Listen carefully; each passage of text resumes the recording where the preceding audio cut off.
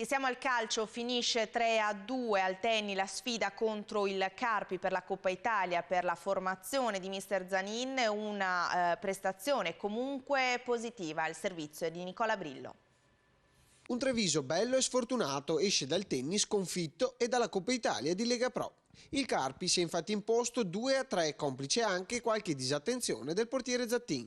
La formazione di mister Zanin ha lottato fino al 95esimo contro il Carpi che si sta giocando l'accesso alla Serie B.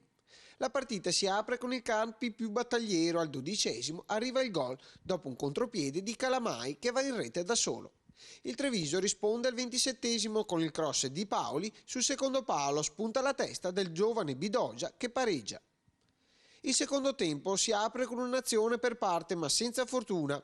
Al 49esimo il vantaggio per il Carpi grazie ad un errore di rinvio, ne approfitta Pietri Biasi che insacca. Il Treviso si riversa sul campo avversario con due azioni di Torromino ma senza fortuna.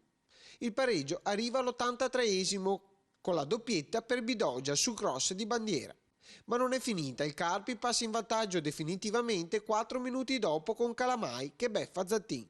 Il Treviso ci prova fino alla fine con Ferretti di testa, ma l'esito è negativo. Sono molto contento perché i ragazzi veramente hanno fatto un'ottima gara contro una squadra attrezzata come il Carpi, che è venuto qui per tutta la volontà di passare il turno.